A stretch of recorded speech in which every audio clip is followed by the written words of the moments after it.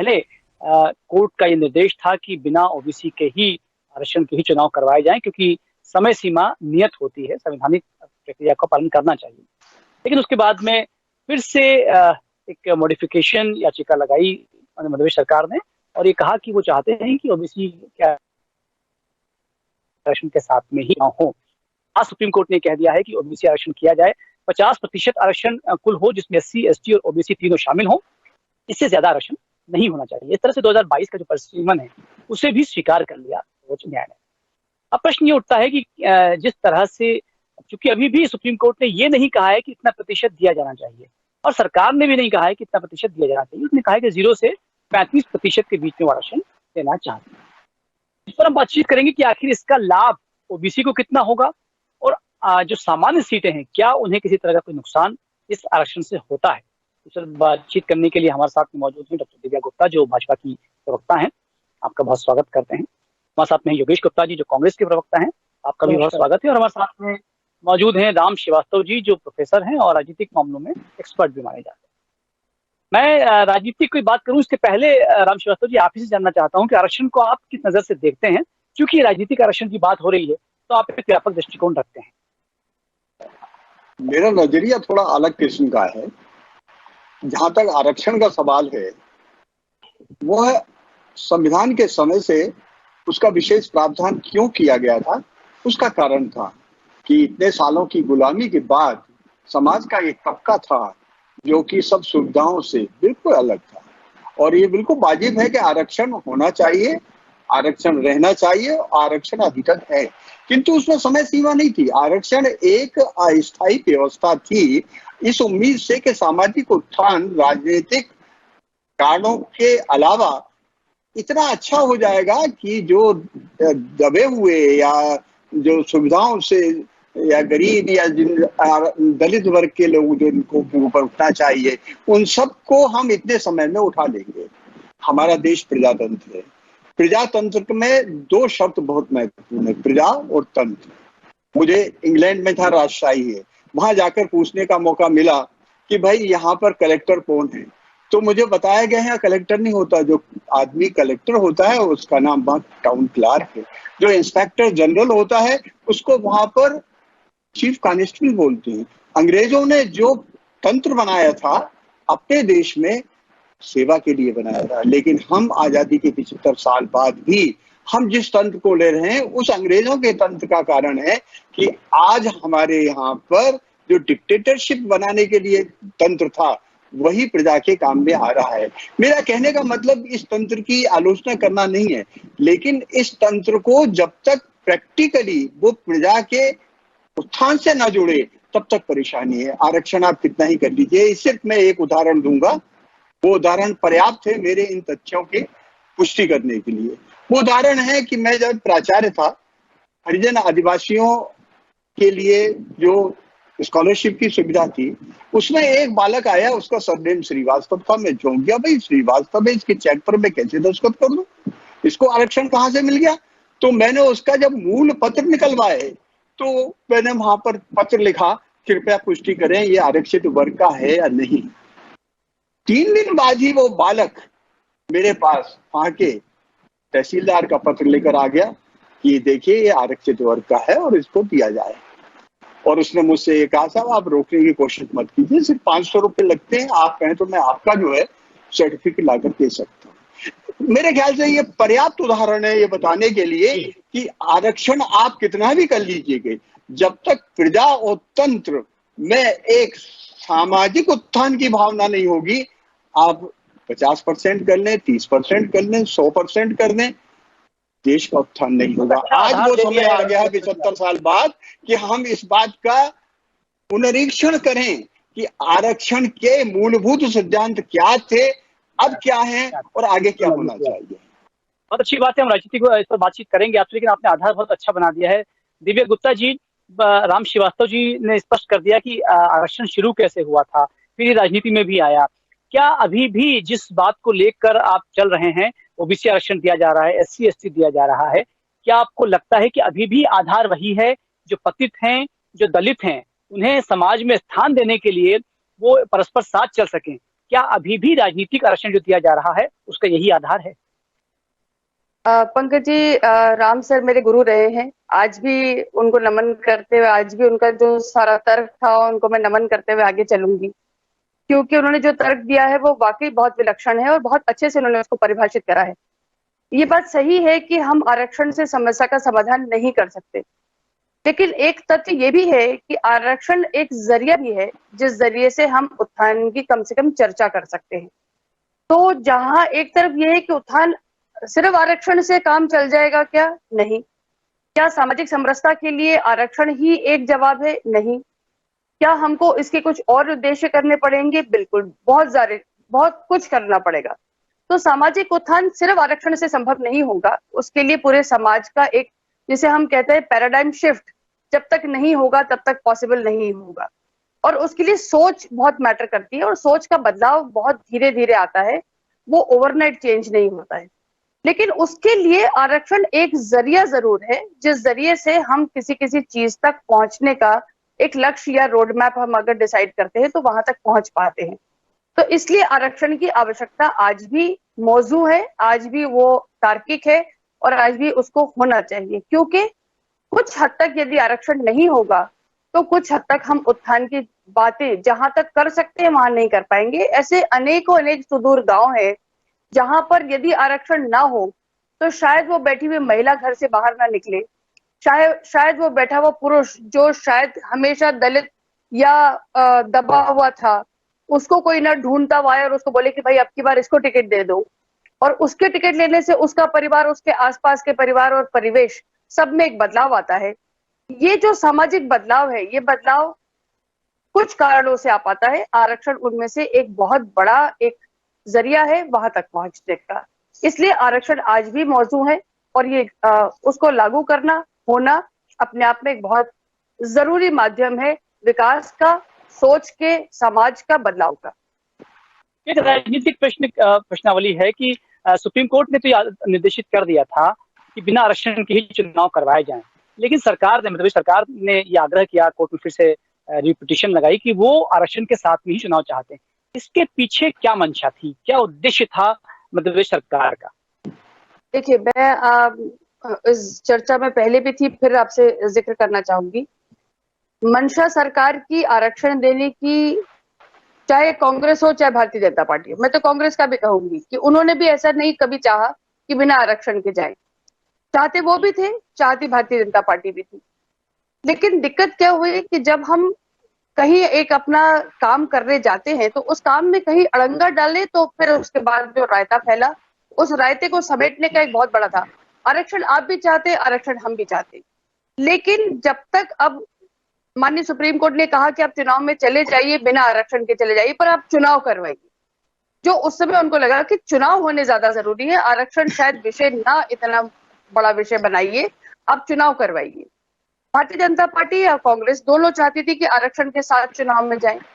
अब भारतीय जनता पार्टी ने अनाउंस कर दिया था कि साहब हम 27% से ज्यादा आरक्षण के साथ हम जाना चाहेंगे, क्योंकि हमारी मंशा है कि ज्यादा से ज्यादा लोगों को आरक्षण के साथ करना चाहिए।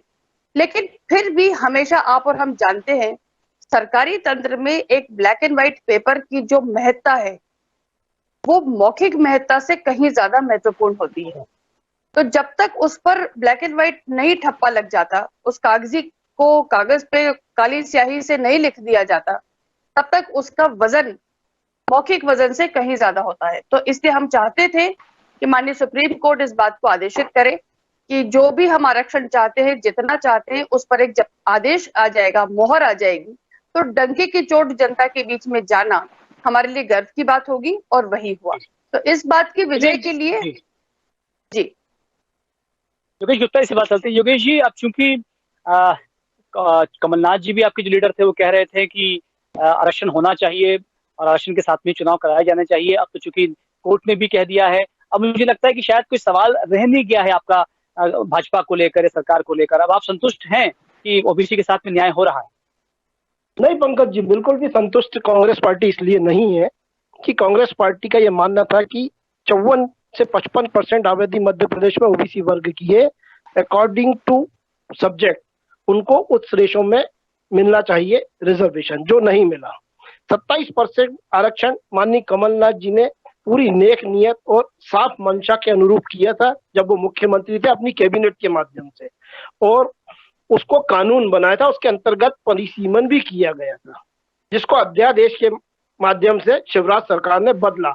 हमने 27% आरक्षण ओबीसी वर्ग के हितों को साधने की तो बात थी, लेकिन हमारे वचन पत्र में 2018 के विधानसभा चुनाव के समय जो हमारा वचन पत्र था, उसमें एक बिंदु ये था कि अगर हमारी सरकार बनेगी तो हम 27% ओबीसी आरक्षण देंगे, और कमलनाथ जी ने उसी वचन का अक्षरशः पालन करते हुए इसको पारित किया।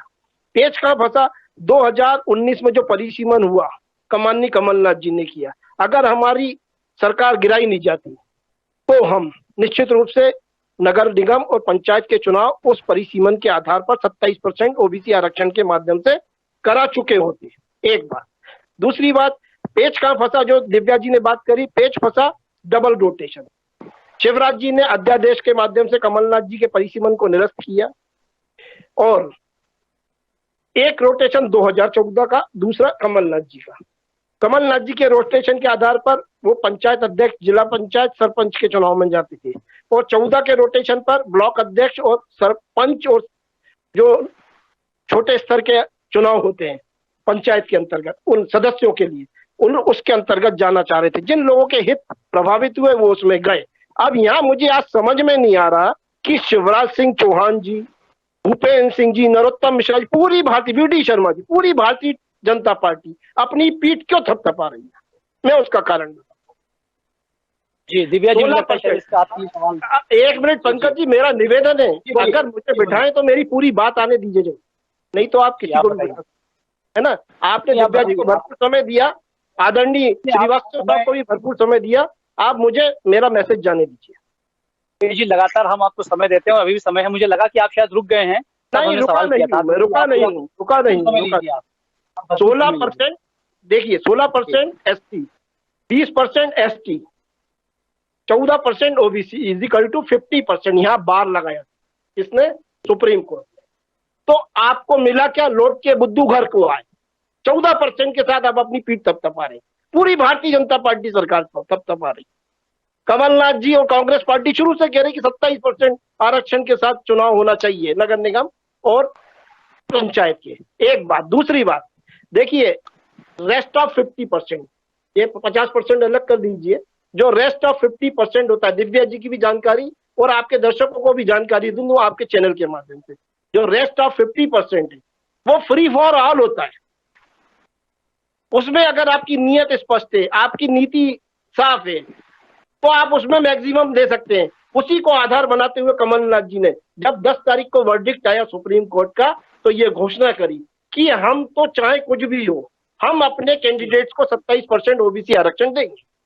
तो फ्री फॉर ऑल में भी ओबीसी का वर्ग लड़ सकता है।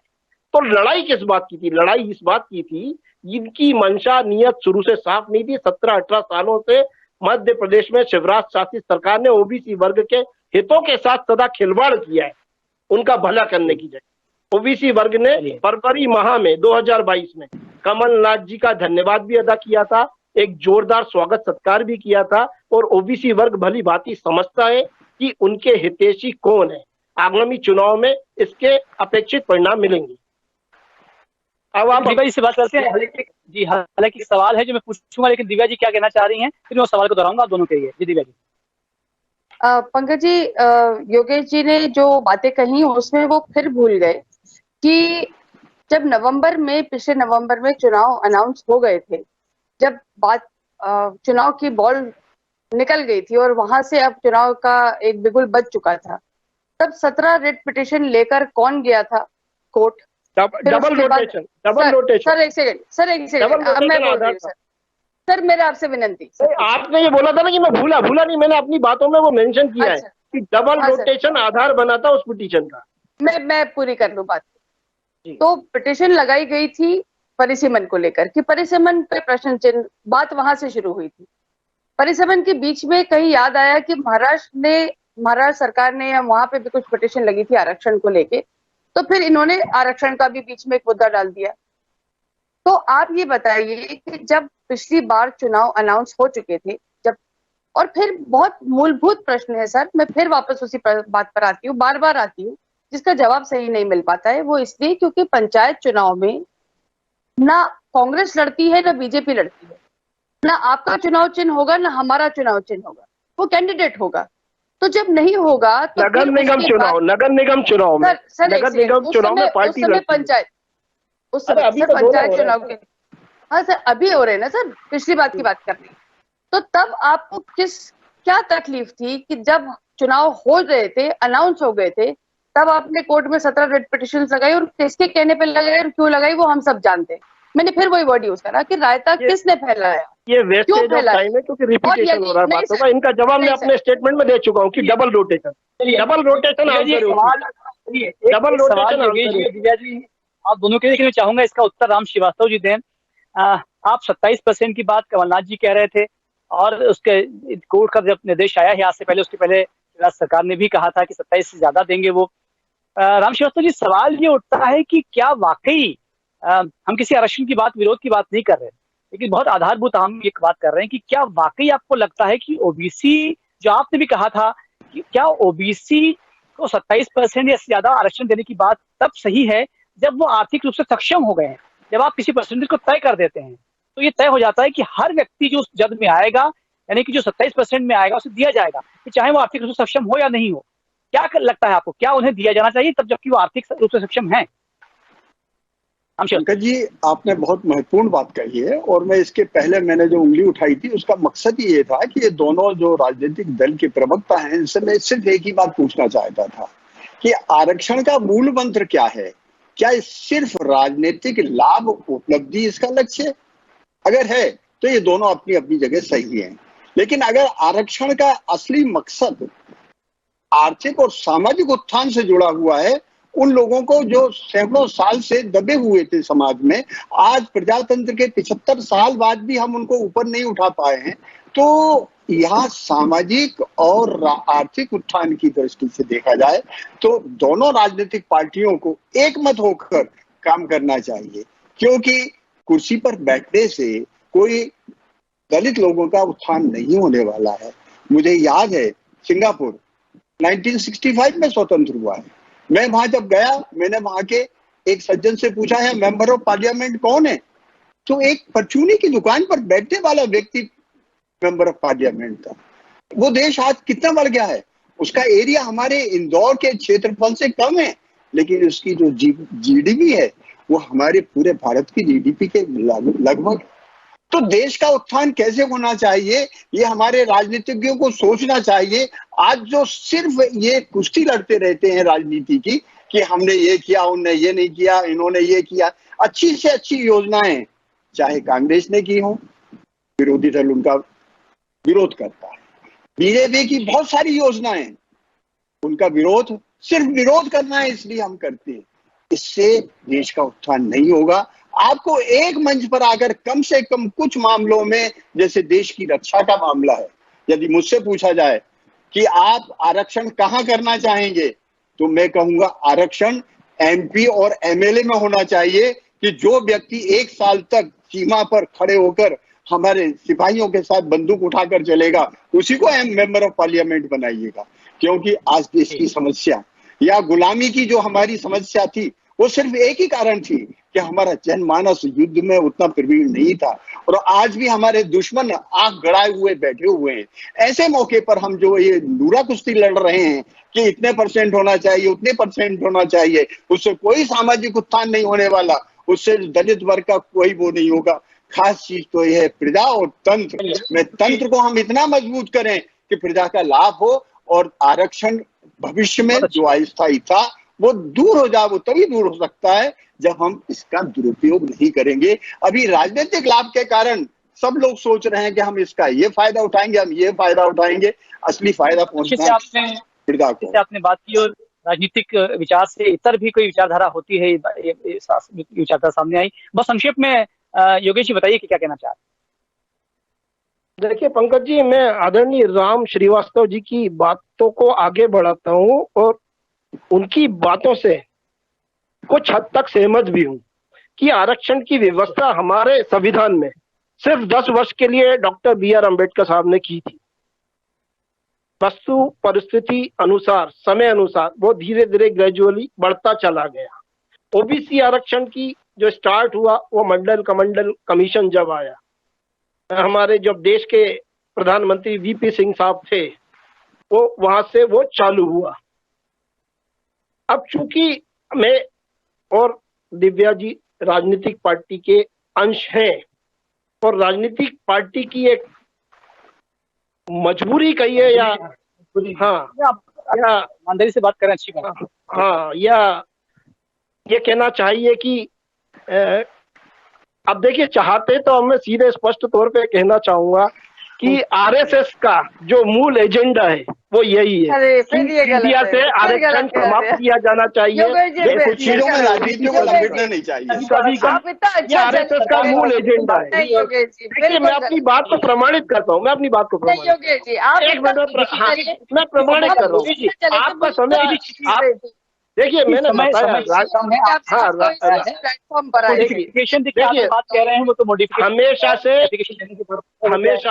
हमेशा से सभी वर्गों ने ये माना है कि आरक्षण का आधार आर्थिक होना चाहिए सभी वर्गों के लिए। उसी को मद्देनजर माननीय कमलनाथ जी ने जब 27% ओबीसी आरक्षण किया था, 10% सवर्ण आरक्षण की भी बात करी थी और सवर्णों को भी 10% आरक्षण दिया गया था कमलनाथ जी की सरकार में। तो ये आरक्षण की जो व्यवस्था है ये केंद्र के अंतर्गत आती है। माननीय मोदी जी सभी पक्षों को, अगर आरएसएस के एजेंडे को लागू करना चाहते हैं, जो कि उनका मूल एजेंडा आरक्षण समाप्त किया जाए, मोदी जी को विश्वास में लेकर और इस पर चर्चा एक निवेदन करना चाहूंगा। विमर्श का विषय अवश्य है ये। देखिए, मैं आपकी बात से सहमत हूं, लेकिन एक निवेदन में जरूर करना चाहूंगा। अपनी बात क्लियर करिए, स्पष्ट करिए कि राम। देखिए, मैं बहुत स्पष्ट आपको बता रहा हूँ, मेरे बहुत से विद्यार्थी जो हैं आपकी कांग्रेस पार्टी में बहुत सक्षम स्थिति पर हैं, लेकिन अनफॉर्चुनेटली अभी क्या हो गया है, आरएसएस का वायरस आप लोगों के दिमाग में इतना घुस गया है कि हर अच्छे काम में जो है आप आरएसएस को दोष देते हैं। आरएसएस कहाँ आरक्षण के बीच में आ रहा है? आरएसएस का एजेंडा है ये, इसके बिल्कुल गलत है। आप आरएसएस के कभी स्वयंसेवक रहे हैं क्या? आपको उसकी कार्यपद्धति देखी है क्या? नहीं देखी है। जब जो चीज आपने देखी नहीं, आपने सुनी हुई बातों के ऊपर से आप उसको आरोप लगा रहे हैं, ये सरासर गलत है।